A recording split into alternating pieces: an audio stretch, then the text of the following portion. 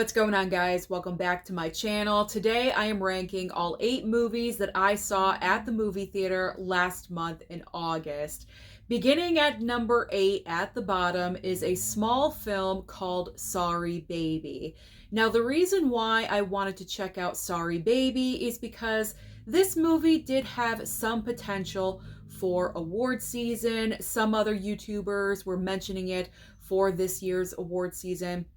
So because it was going to be at my local theater, I did want to check it out before it left because it was not at my theater for very long. And I enjoyed the movie, but this is a case of me probably never watching the film again. It was a one and done. Now, this does not mean that I hated the movie. I did not. It just deals with very serious subjects.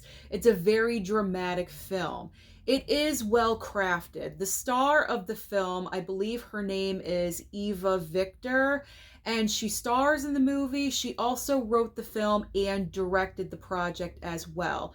So obviously this was a passion project for her. I'm so happy that she got this movie made, but it's not really a film that I would ever go to on a regular basis. So because of that, it has to land at the very bottom. And if she does get a nomination during award season, that would be amazing to see. Now, 7th place is probably going to ruffle a lot of feathers, but this is why this is my personal ranking list and not yours. So if you would like to share your ranking list for August movies down below in the comments section, please feel free to do so. Number 7 on my list is Weapons. Now, the reason why I put Weapons at number 7 is because, first of all, the overall score for the film, I gave a 3-star out of 5 on my Letterboxd. Didn't absolutely love the movie, but I did not hate it either. So whenever I feel like that, it lands a 3-star right in the middle.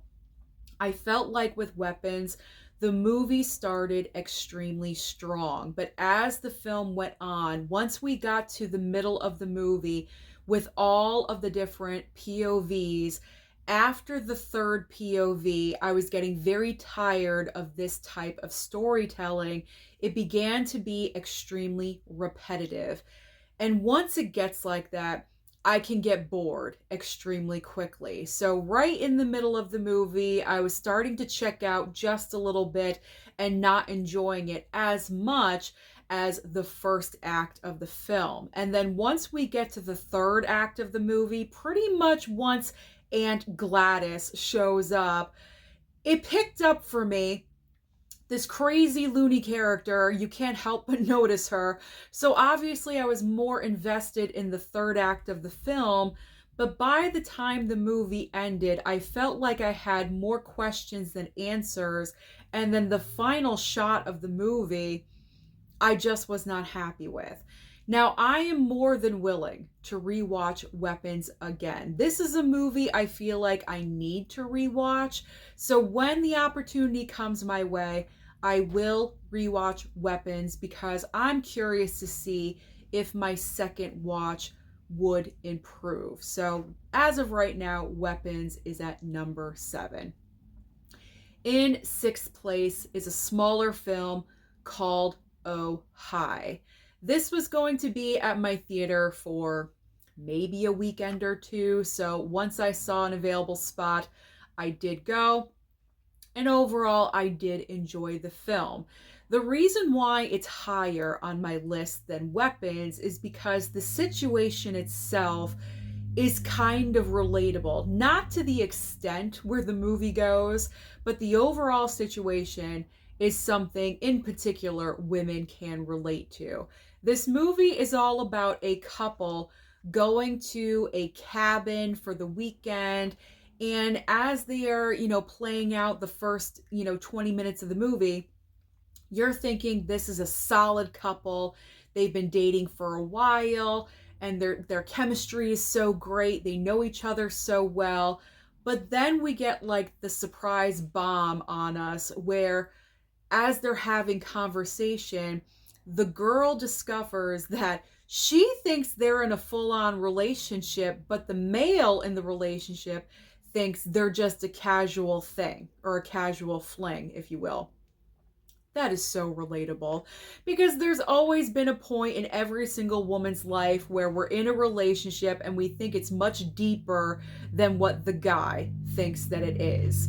But where it gets kind of crazy is that the female in the relationship ends up kind of kidnapping, or just like keeping the guy there at the house, trying to convince him that they would be an amazing couple. And she kind of goes off the rails, and she's a little bit crazy in what she does.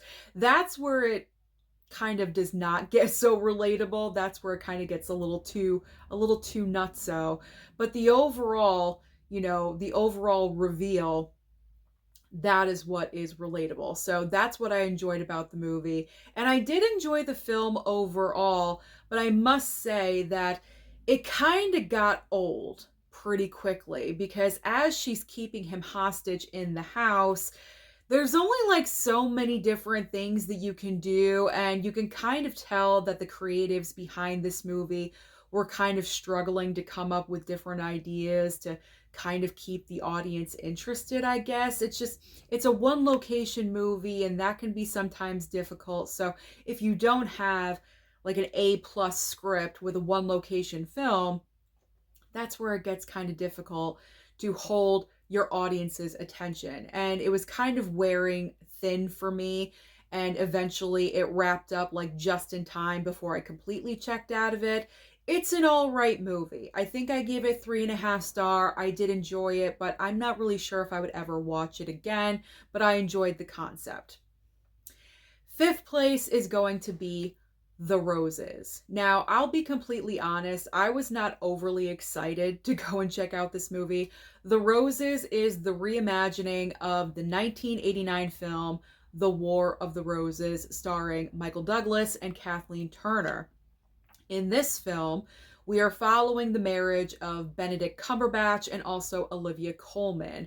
Now, I was curious about the dynamic and the chemistry between Benedict Cumberbatch and Olivia Colman, so that's why I wanted to check out this movie.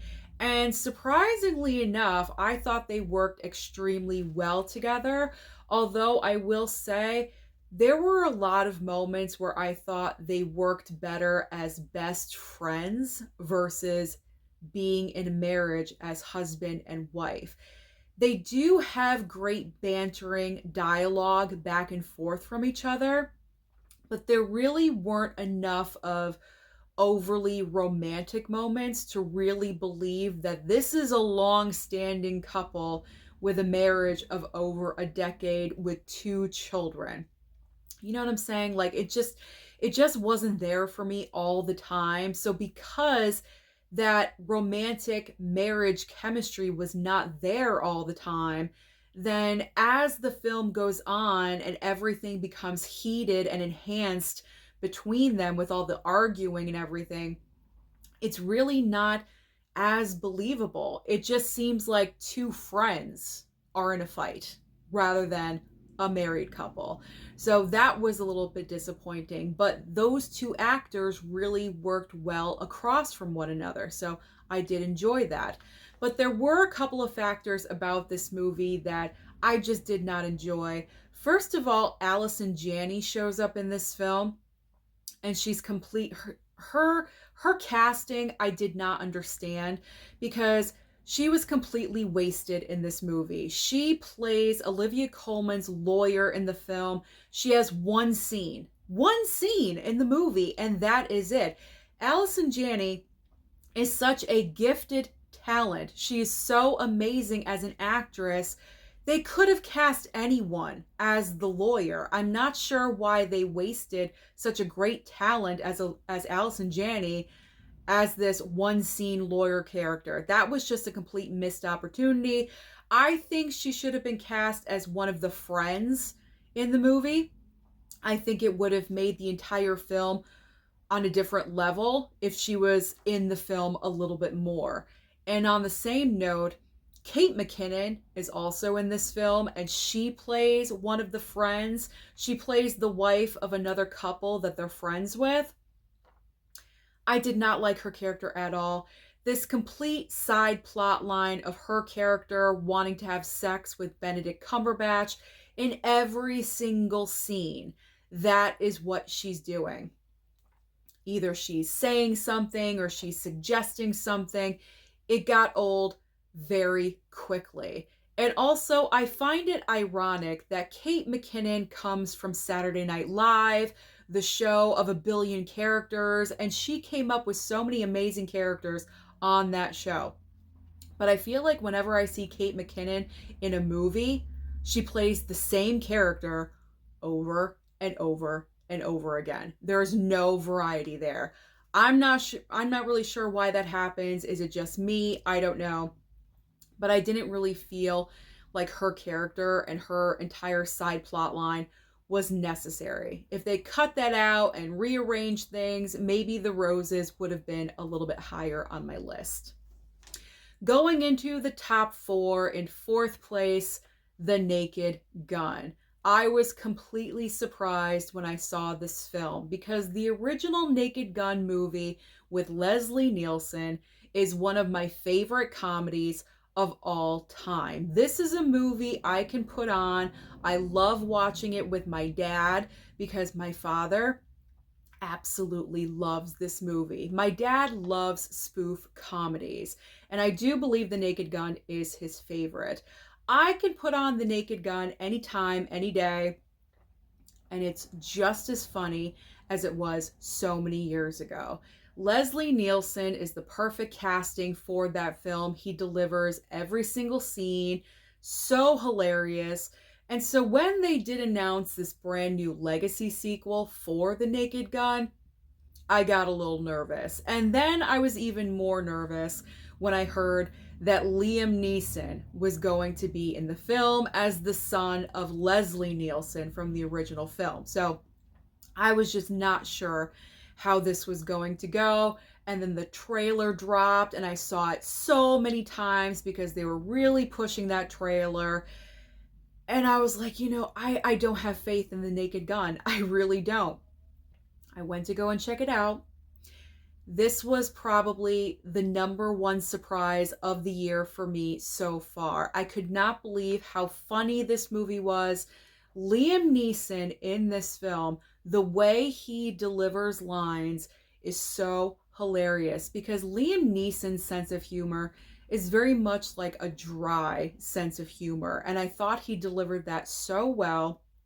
And I like how he wasn't trying to imitate Leslie Nielsen. It would be very easy for him to do that, just study the 3 original movies and do a copycat performance, but Liam Neeson did not do that. He created his own character, his own weirdness and wackiness, and he delivered, absolutely. So Liam Neeson has proved, finally, that he's way more than just an action movie star, which this is what I've wanted for Liam Neeson for a really long time. So I'm so happy that Naked Gun delivered. And then Pamela Anderson, I cannot forget about her.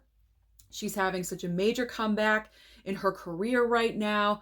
I am loving seeing her in great movies, fun films, different kinds of movies. She's got this romance with Liam Neeson. I am all for it right now. I am rooting for Pam. She has a lot of great moments in the film where she just stands out and it's like her individual moment where she is the focus. And I absolutely loved seeing that. So Naked Gun, huge surprise, and that is why it is so high on my list. All right, let's go into the top 3. In 3rd place, Nobody 2. I know. I'm shocked as you are that Nobody 2 is in 3rd place. I feel like nobody, no pun intended, but no one is really going to the theater to see this film. In fact, I believe you can actually stream Nobody 2 PVOD right now if you are interested. But I enjoyed Nobody 2. In fact, there were a lot of elements where I thought it was better than the first movie. I thought it was as equally as good. from the trailer, I was kind of iffy about it. I was like, oh, they're on vacation. It's like the Griswolds on vacation with some action thrown in. I was not sure how this movie was going to be. And then we have Sharon Stone as the villain. I thought, that's a little bit corny, I guess. But when I saw the film, it very much surprised me, much like with The Naked Gun, where Nobody 2 was just full on entertainment the entire runtime. I was never bored watching Nobody 2. I like the fact that with Sharon Stone's character, she just really went for it. You could tell Sharon Stone was having a great time just wielding weapons around and being the bad guy and just chewing the scenery, and you could just see that she's just having a great time doing that. And then I love the wife character, Connie Nielsen. I always say the wife character, but I think her name is Connie Nielsen. I know she plays Wonder Woman's mom in the movies. So I like how with her character, she's a little bit more involved. If you haven't seen the movie, she's kind of more familiar with her husband's world than we were led to believe in the first movie. And I'm intrigued. It kind of leaves you intrigued, like, oh, is this going to be like a family business now? Like, is the family going to get involved with what Hutch does in the movie? I thought it was good. And Christopher Lloyd is back, and it was just a lot of fun. So because of the fun factor, the entertainment, the enjoyment, Nobody 2 is at number 3. Okay, the runner-up. Again, who knew Freakier Friday would be in second place? This, I guess, kind of tells you like the lack of brand new releases that were out in the month of August, because Freakier Friday is the runner-up in my August ranking list. Now, I had never seen the original Freaky Friday. So before I went to go and see the sequel, I did stream the original on Disney Plus. I absolutely loved it. I thought it was so funny. Jamie Lee Curtis and Lindsay Lohan had such great comedic chemistry, especially Lindsay Lohan, that young, proving her comedic talents in the original film really was a sight to see. And that just proved how talented she is as a young girl. And she is still incredibly talented, because as I was watching this sequel, I was cracking up laughing. My favorite point in Freakier Friday is when Jamie Lee Curtis and Lindsay Lohan go into the record store, and Jamie Lee Curtis is like coaching Lindsay Lohan on what to say and what to do. And Lindsay Lohan is like so ridiculously funny. She is the comedic chops on her is just so incredible. Her biting her lip and the physical comedy that she was doing in that little scene right there was just so incredible. I was laughing my butt off. And the overall vibe of the movie is just have fun. Just have fun with the movie. And I had incredible fun. Absolutely. Jamie Lee Curtis needs to star in more comedies, because between the Freaky Friday movies and with True Lies back in the day, she has proven time and time again that she is hilarious. I do not know why Jamie Lee Curtis is not in more comedies, but she needs to sign on for more, because I think she's brilliant as a comedian. I think she is so hilariously funny. So Freakier Friday was just pure fun. Just pure fun. Had a great time. I was laughing constantly. But it's not my number one. My number one movie I am considering to be one of the most underrated films this year, because unfortunately this movie did not perform very well at the box office in its opening weekend. It's Caught Stealing. I will be the first one to admit I was not excited to go and see this movie either, as much as I was with The Roses. Like, I wasn't excited for that one. I was not excited for Caught Stealing. I had seen the trailer for Caught Stealing about 1 billion times, and after seeing the trailer so many times, I was already burnt out with the movie. But I kept an open mind, and I went to go and check it out. It is one of the best movies of the year. This film is a great crime thriller action movie with Austin Butler that does not stop once it starts. What I really love about this film, now I've seen Austin Butler in various roles. Obviously Elvis, The Bike Riders, and also Dune Part 2. But what I really love about Caught Stealing, Austin Butler's character in this film just plays a regular, ordinary guy with a very complicated, tortured past. And he's currently in this messed up situation that he's trying to get out of. And the emotional range that Austin Butler gets to showcase in this film is incredible. He is a movie star in this film. And I know that may sound weird, like, yeah, he's a movie star, Susan. We know that. He's been Oscar nominated for Elvis. Yes, I get that. But when an actor, because Elvis is like flashy and showy, you know what I'm saying?